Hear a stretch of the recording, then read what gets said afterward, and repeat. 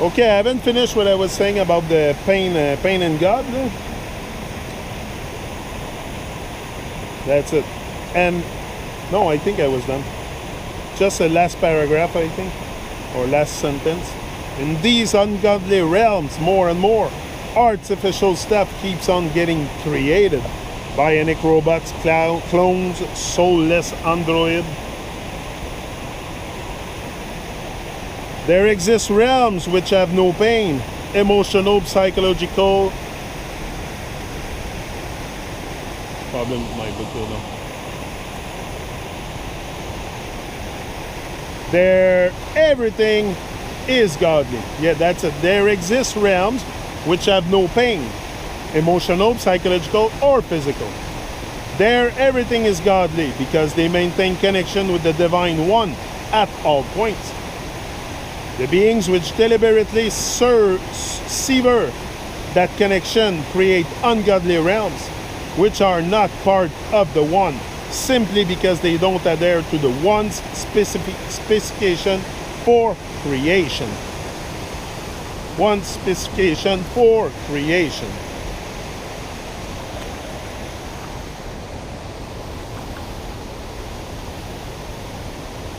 Such creations obviously involve a whole lot of pain and torture and work on maxims like no pain, no gain. So you can understand godliness as a kind of way, not a thing or substance.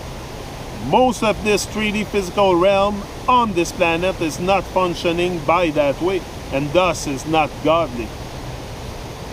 What physical and psychological pain is can be understood scientifically, and that's where true sciences like sacred geometry comes in.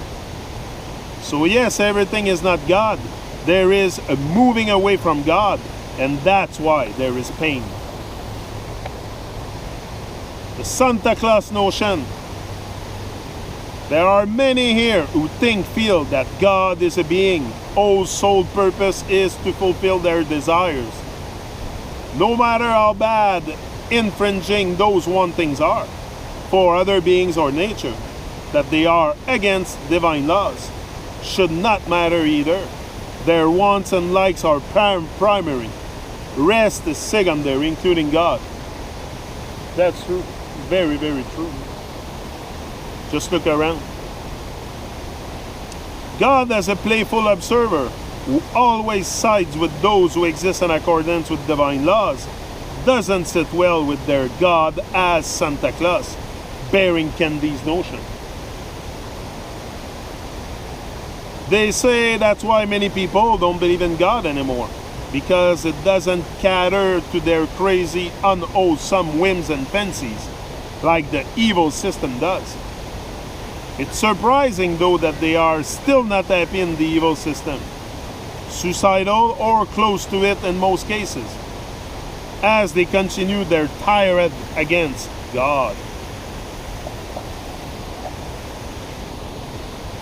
God's misimage in the so-called West, God is not a sullen-looking being with a crown of thorns, it is a dreary-looking old uncle with a Santa-like white beard, spewing boring dialogues.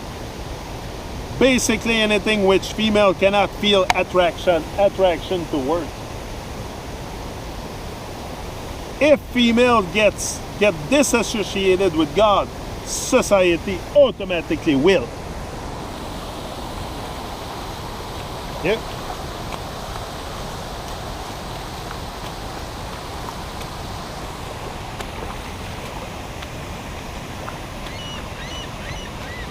Birdie, birdie.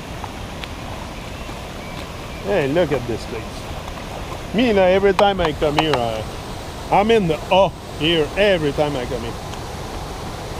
Just for the fact we can walk in the water here.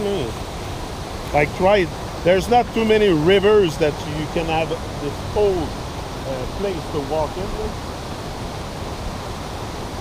I haven't seen that in too many places, even here in Quebec.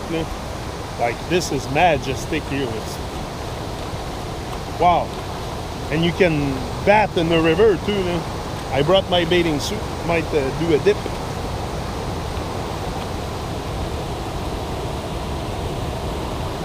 Look at this.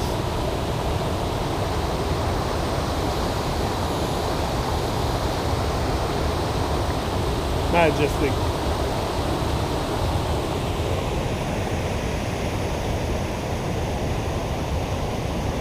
A very fine way of reducing interest in God make it seem boring as compared to evil. A God that is youthful, sexy, blissful, interesting beyond imagination, intelligent, playful, fun, rocking,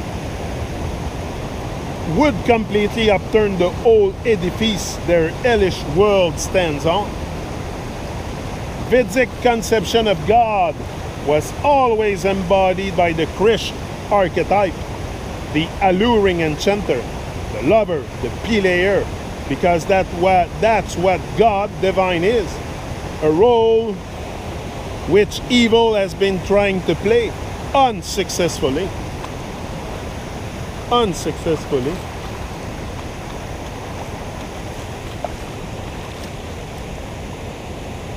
Gods of their liking. In Bharat, the land of deities, no matter where one looks, one finds pictorial representation of the Trinity, especially Shiv and Vishnu. That's not a bad thing in itself, but for the fact that they all look like fat shopkeepers. Talk about making God in your image, or your desired state's image, or simply your liking and convenience. In the last 100 years, one can see these representations change from leaner to fatter. Yeah. Not surprising in a decaying culture which sees chubbiness as a sign of prosperity and fattiness as an emblem of personality.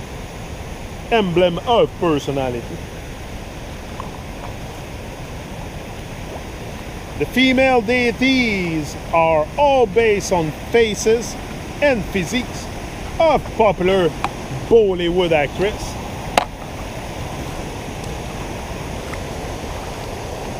Even the representations from the West convey more deity-like qualities simply because they don't suffer from the worship of plump Bollywood stars. If this is what is being worshipped, one is not surprised by the results.